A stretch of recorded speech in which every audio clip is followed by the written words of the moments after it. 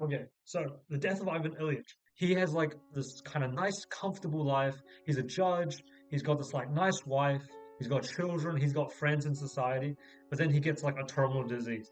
I think it's to do with his appendix. But basically, he slowly like just goes into just being just totally like immobilized. So first he's just a little bit sick, sort of getting with him. He has to like stay home. He has to um, you know, maybe like just retreat from his duties a little bit.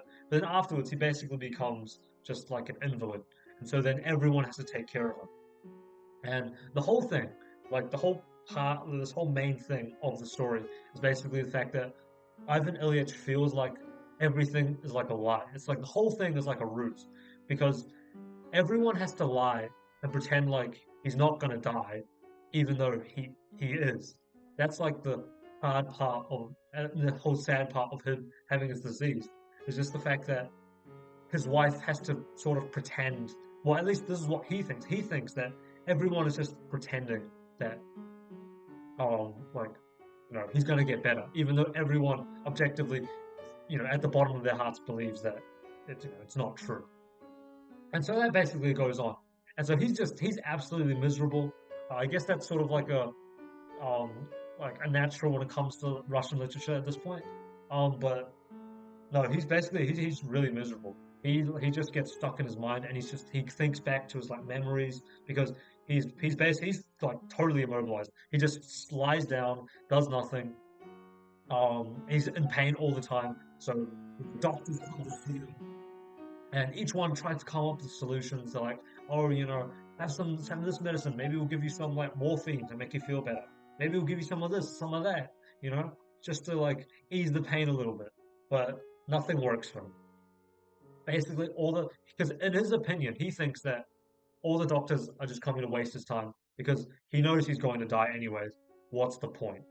But his wife, and and all his friends, insist that they get a doctor so at least that he can get checked on, so that maybe he can get better.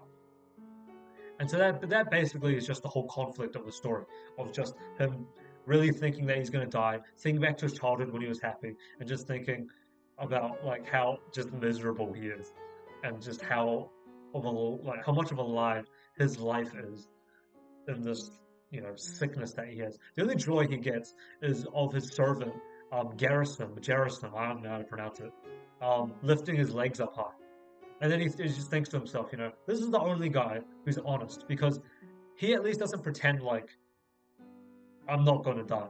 He sort of, he sort of like actually acts like, okay, like Ivan, you might die, but even so, let's make these last moments feel good. And that's the honesty that he loves and that he likes, Jericho when he lifts his legs up.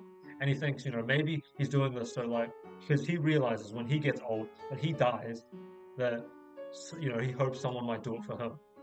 Like that whole thing. And that whole thing of just him thinking, well, everyone's going to die eventually. So I'm just getting there early. That's sort of what he thinks. And so, why lie about it? Why lie about this whole, this thing about death, where everyone's sort of tending that, oh, he's going to get better, he's going to get better, when at the bottom of his heart, he clearly just knows he's not.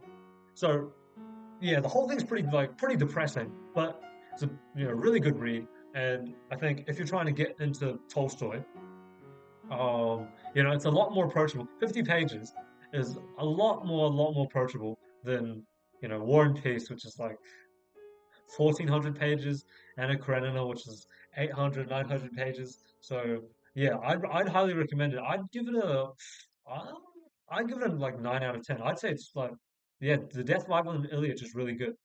So yeah, that's pretty much it. See ya.